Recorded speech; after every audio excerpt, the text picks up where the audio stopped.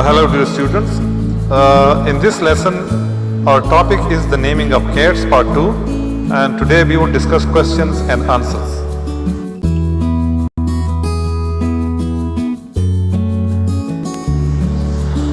In today's lessons we have these learning objectives.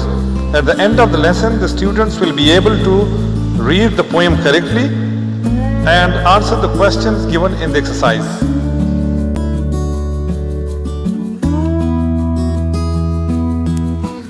Now the reading of this poem, the naming of cats. The naming of cats is a different matter. It isn't just one of your holiday games. You may think at first, I'm as much as a hater. When I tell you a cat must have 3 different names.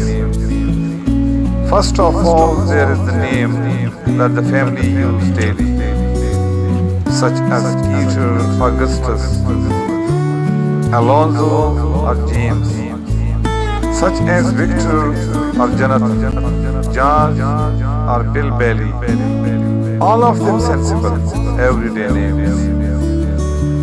There are fancier names if you think they sound sweeter. Some for the gentlemen, some for the dames, such as Plato, Admetus, Electra, Demeter, but all of them sensible, everyday names.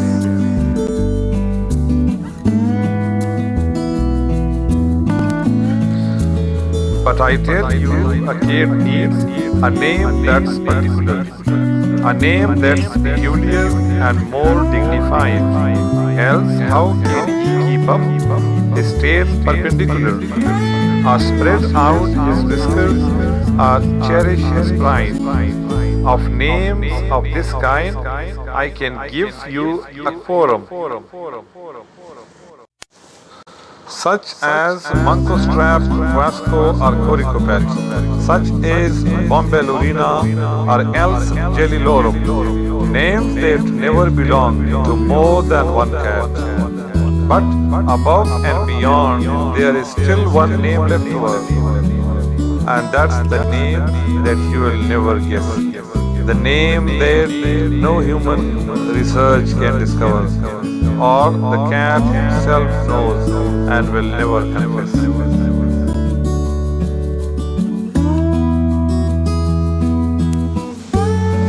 When you notice a cat in profound meditation, the reason I tell you is always the same.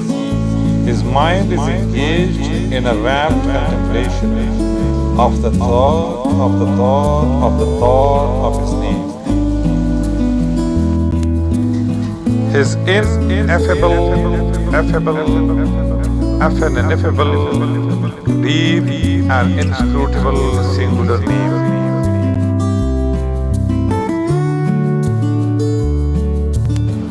Dear students, now we are going to take exercise A1, that's comprehension.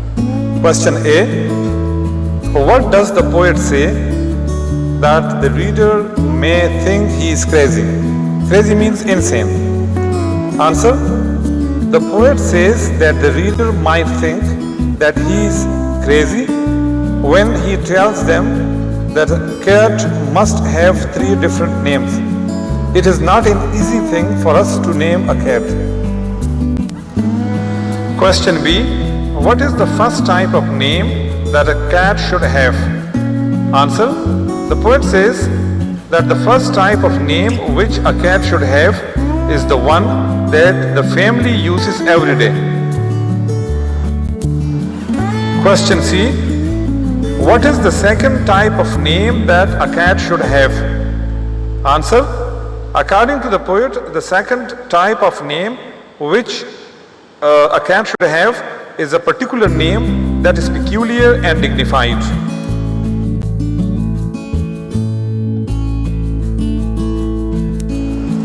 Question D.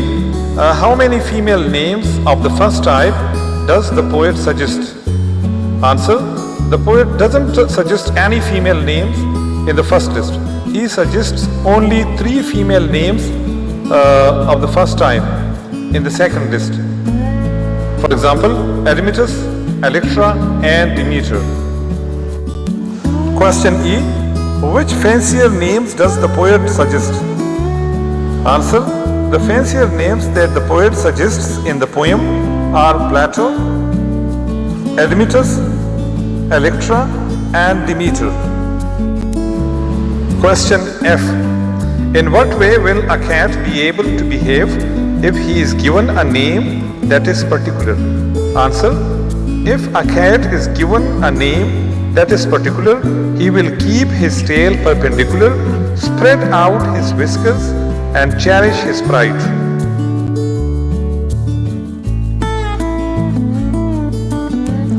Question G. What is the third type of name that a cat must have? How is it different from the other 2 types? Answer. The third type of name is the one that is known only to the cat and no one else will ever know it. It is different because human beings will never be able to discover what it is. It is beyond human knowledge. Question H. When a cat is in profound meditation, what is it thinking about? Answer. When a cat is in profound meditation, it is thinking about his name.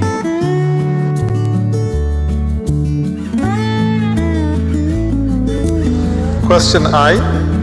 Why do you think the particular name suggested for a cat may never belong to more than one cat? Can you suggest other such names?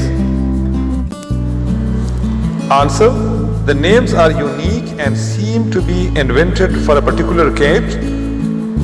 One way to do this is to use familiar parts of words to make names that are not existing names or words. Actually, this task is to be done by the students under the guidance of teacher.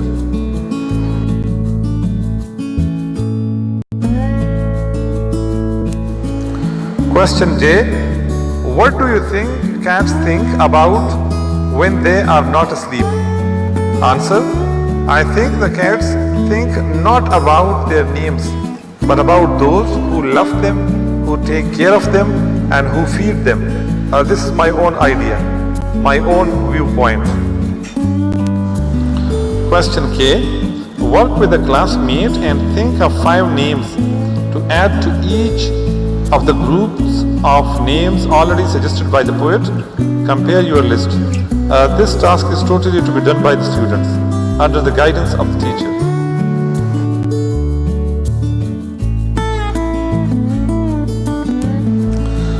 Dear student, this was the second part of the lesson. The first one was about words meanings and the summary of the poem, and this one was about questions answers. Thank you very much for your listening. Take care. Goodbye.